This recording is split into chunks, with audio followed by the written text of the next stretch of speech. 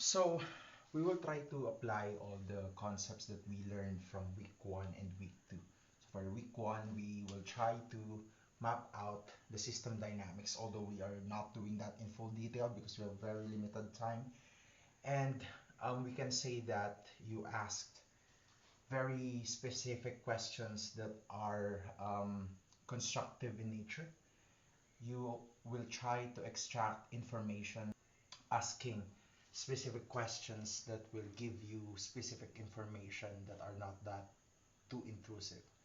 So, for example, your partner told you that they have this particular fact A, fact B, and also um, the fact of having multiple suppliers or multiple um, raw materials that will require multiple suppliers, then we can say that we can focus on this particular aspect of their system dynamics.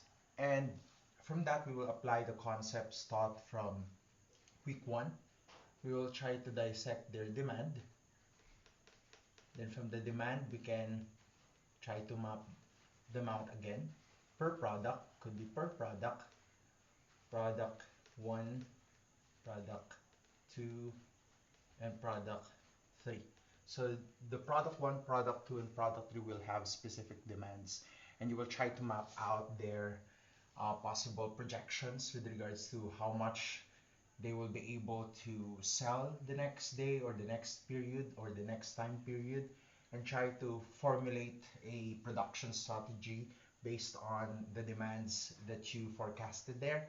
And from there, you can try to see if they have supplier A, supplier B, supplier C for just specific raw materials. For example, 1, 2, 3 for just one specific material or raw material.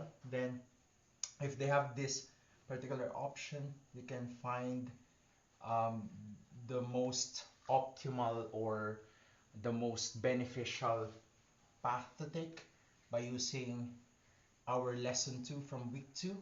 So I can use the formula here, formula 1, formula 1, formula 1, then try to extract the values from there. So you can basically understand the whole dynamics of their business by using the tools provided to you. So by understanding your partner, by asking the fundamental aspects of their business, their core business activities, you will be able to extract specifics of their particular business case. So they have, for example, for A, they have the financial aspect, B, the marketing aspect, the production aspect, the suppliers aspect. Then you can try to apply the demand forecasting with regards to their product lines or services. Then you can also project the cost of delay and other aspects as you learned from, or cost of choice as you learned from week 2 by dissecting the specific choices that they have for the specific suppliers that they have in case if they have multiple suppliers for specific raw materials. If in case that they don't have multiple suppliers for their raw materials, you will try to find ways on how they can mitigate the risk of having just one supplier. So that's how you will be able to map out all the things, and you will be able to do it by asking proper questions, by not becoming too intrusive.